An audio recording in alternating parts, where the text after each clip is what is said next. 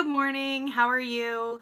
Blessings to you from my studio, from my drawing, to go over an assignment that I've been given my kids at my high school for my high school art class.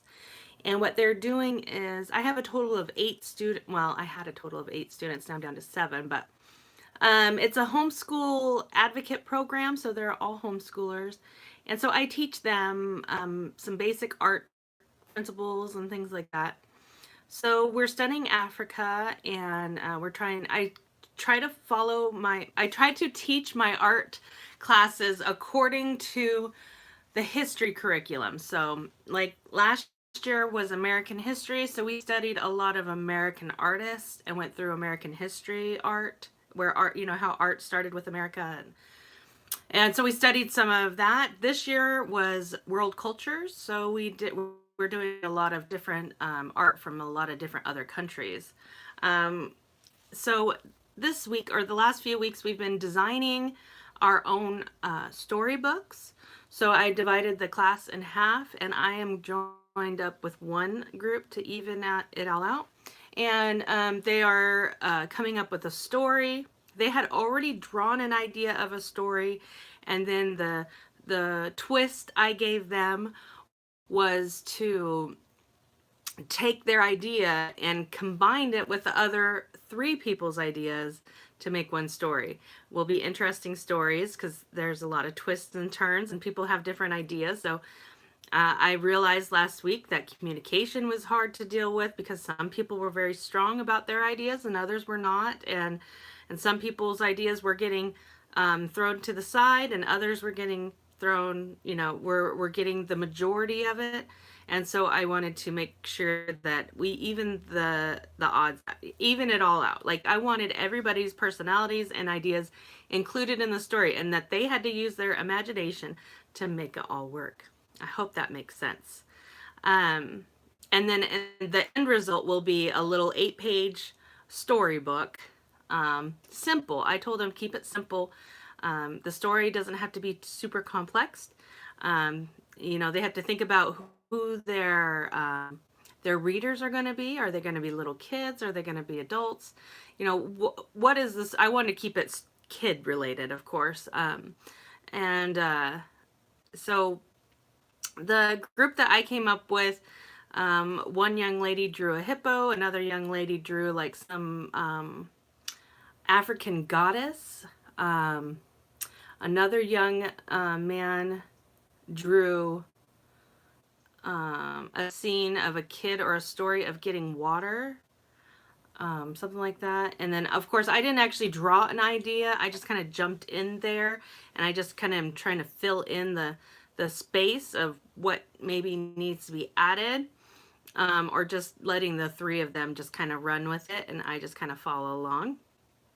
So my homework today, or this last week, has been to design the last 2 pages of the book. So the first 2 pages were designed by somebody. And I'm going to go over how I go about the process of designing a book layout. And some people's might be different. And, I never really took a class on this. I did see some of my friends take the more illustrative approach in art school. So I saw some of how they put things together. So I'm just kind of basing it off of that, plus my experience of doing it. I don't have anything officially published, but I have illustrated one book. It hasn't been published yet, but I did do all the drawings for it. And if it ever gets published, that'd be amazing. If it doesn't get published, that's okay. It was good practice, right? So first, I want to go over the supplies that I tell all my students to get. Some of the supplies are just 4 basic pencils, and I get these. You can get them. There's a place called Yakima Bindery where you can buy them just by the pencil, or the kids can buy a set, or they can go to Hobby Lobby and pick up a couple little pencils. But I use just these general pencils by Kimberly. They're great pencils. I usually recommend them get 2H, HB, 2B and a 4B pencil. Just those 4 pencils really are enough for me. On my arsenal, though, I also add like my personal drawing tools. I use a 3H to start my sketches with. I can't find it right now, but it goes, the spectrum of the pencils go from 9H all the way to 9B in some sets that I've seen. So H being the hardest pencil, so the strokes are super light, and B to where they're super, super dark. And I even get to the point where I just use charcoal. Instead of just using a really dark graphite pencil, I'll use charcoal. I also recommend my kids use erasers, like the white rubber pencils, like erasers like this one by Staedtler. They're great for really getting rid of that lead. They are super hard erasers, so if you're using really soft paper like drawing paper or really delicate paper, this might not be the eraser for you, or you just have to be real gentle with it. Another eraser you can use instead of that one for the softer pencils is like a gum eraser. This one's by Prisma. They actually have the gum erasers. I don't know if I have any of those anymore. They're harder to find, the gum erasers, but I know at some specialty art stores like Dick Blick and stuff like that. I think even Michael's might still have the original gum erasers. And then of course a little kneaded eraser like this one from Faber-Castell. You know, just having these simple erasers in your arsenal is super good. Another thing that I like to, let's see if I have one with me. I got another, I don't think I have it, but I do also like to usually keep those clicky erasers. Instead of like this big white chunky one, I like to use those clicky erasers. They're cheap. They're real cheap, so I like using those little clicky ones too, because they're like the end of a pencil like this, you know, but they're the clicky kind. And I use mechanical pencils too, preferably sometimes when I'm starting to do my sketching and my drawing and things like that. I like to use a mechanical pencil, and even just simple little basic ones like this, you know, are good. I have some fancier ones that I thought I had in my pencil bag, but I don't have it now, so we won't worry about it. Anyways, I'm rambling. Yes, these videos are going to be total rambles, and I apologize. And if it's not for you, then don't follow or don't watch or whatever. But if you are interested, hit that subscribe button. Let me know what you think. What else would you like to learn about art-wise? So how we started off, the kids have already did some of the work because one of the students dropped out in the middle of the project. So, but I spoke with them. I gave them an assignment to just make a bunch of thumbnails of some page ideas. So the first thing you want to do is, you know, just grab a sketchbook or a piece of paper, scrap piece of paper. It doesn't even have to be super fancy, but then you just create like little thumbnails and ideas. You know, you're going to write down all your ideas around it or on it. This one's not really complete because I was just showing the kids how to get it going. This was like the kids' I sat down and the one of the kids that was missing, she just missed the day. I wrote down some of their ideas, like their storyline, so that they can get an idea of what is going on, and she could get an idea of maybe what she could draw. Mainly it's about a young child who travels to get water in Africa. They have to go to wells to get water. They don't have running water in some areas of Africa still. And so this child, it's a child getting water, gets the water and runs into some animals on the way back that want water or need water. And the child is very gracious, gives the water. But by the time the child makes it back to the village, no more water left, and the child is very distraught, very upset, and then something happens that makes it all better. And that's where like the goddess comes in, and there's just a whole it's a very simple story, but it's very creative, and I really like how the kids put this all together. So what I did was I took their ideas and then I made it. I was like, well, what do you want me to work on? You know, what should this person work on? They're like, well, just have them do a drawing of someone at the well. The kids were not, I will say I didn't direct them correct in the best way because they were very scattered. Like they didn't have a real good flow of how the story was going to be laid out. So one thing that I did last week when I sat with them before I did this is I just sat down with them and I said, okay, as I was going through the list of ideas, there were just some things that I needed questions answered, like their story was a child. I said, well, is it a boy? Is it a girl? You know, we need to just, well, we don't have to always distinguish between boy and girl, but when we're drawing out a character, we might want to know those things if that's important to the story. And how old is it? Is the child young? Is the child old? You know, is it an older child? And that was really a question, but then I wanted to lay it all out for them. So I don't know if you can, and just made notes of what each page is going to talk about or what each page is going to bring up in the story. What's the visual display of it? And how are we going to talk about it if we're going to add words? And so this is an 8-page layout. So I just drew little thumbnails real quickly, and then we assigned each child, each student 2 pages to design and lay out. Here was one layout that I did before we did this, and now these were my layouts. I don't know if you could see them. Like, these are the 2 kids that I drew. And then here are some 2 little short thumbnails of the animal and the well. So the storyline changes as the ideas change. So when you're working with a group of people, you have to realize that that's going to happen. Changes are going to happen. Lots of changes are going to happen, especially when you're dealing with other people, like in graphic design or illustration, or where you're dealing with customers who have specific ideas and you're trying to create those ideas.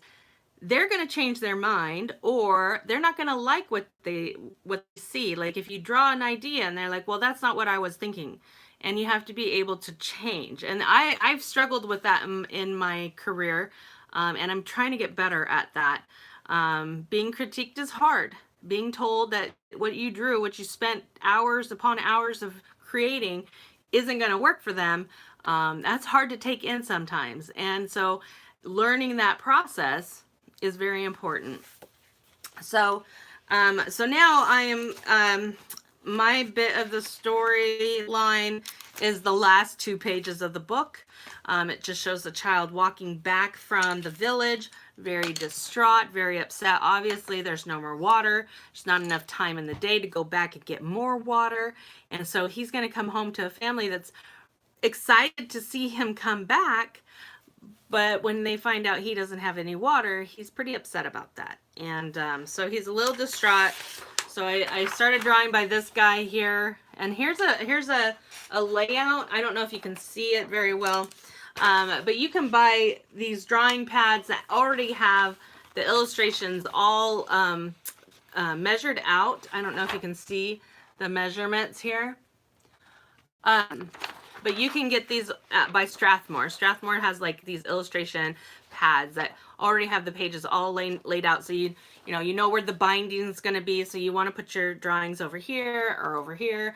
And if you're doing a full layout, you just have to remember that it's going to bleed in the middle, you know, so you got to leave room for the spine there. So you don't have to worry about really wasting your time with that, or just keeping it going the same, you know, not too much detail in the center.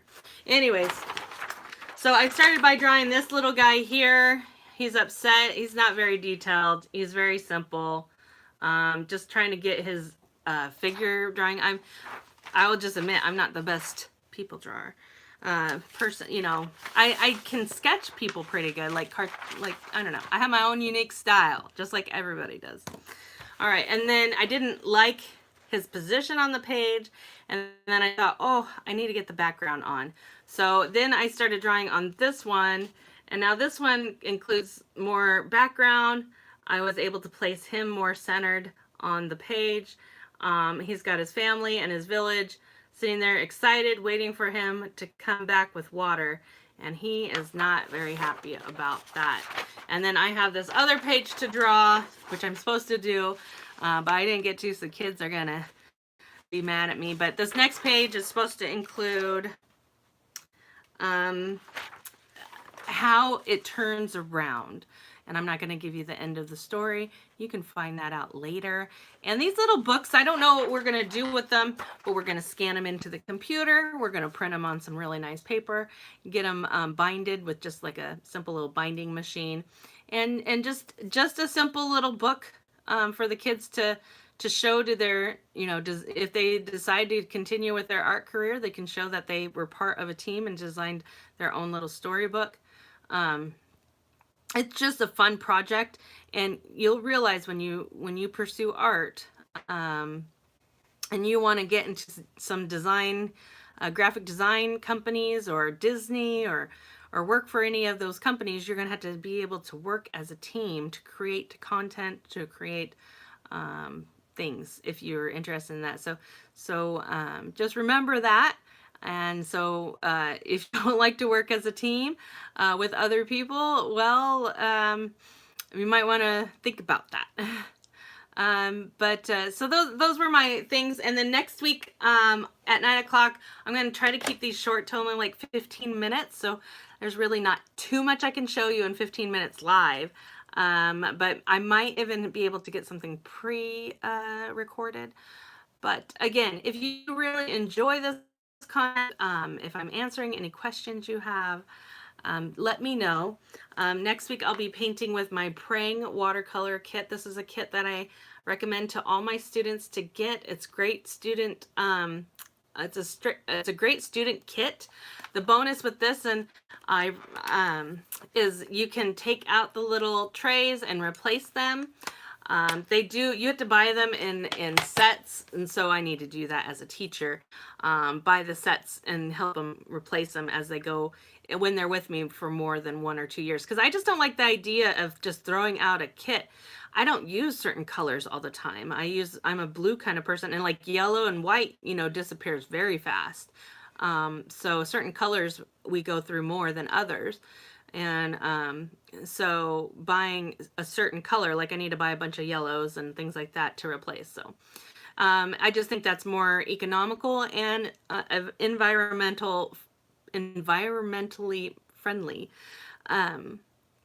So I just bless you guys. I'm hoping I quit doing Art Snacks Box, just an update on what I'm doing for my channel here on YouTube. I just want to be more educational for art and use it so that my students can come back and check on this to see what their projects are supposed to be. If they have any questions, maybe I could answer these questions here. We only get an hour a week together, so it's a very short amount of time to be able to teach them some things art related. It's not like, when you're going to art and you go every day for the week, an hour every day. So that's 5 hours a week that you're in art school, art class. You have a lot more opportunity to teach techniques and stuff. Whereas with homeschoolers, I try to teach them as much as I can in an hour and then give them their work to do at home. So anyways, enough of my rambling. I thank you for watching. Thank you for joining me today. Again, hit the subscribe button, hit the like button, hit a good thumbs up if you enjoyed this video, if it was informative for you. And I hope to see you again next week at 9 o'clock on Tuesdays. So I'm hoping to do this every Tuesday at 9 a.m. So stay tuned for next week. And you guys have a blessed week. Be creative, get a sketchbook. They had some sketchbooks at Hobby Lobby on sale for like just a couple dollars. Pencils are cheap. Just get drawing. I hear it all the time. They're like, oh, I wish I could be a better drawer. I wish I could do this. I wish I could do that. I say, well, quit wishing and just do it. So I bless you in Jesus' name. Have a good day.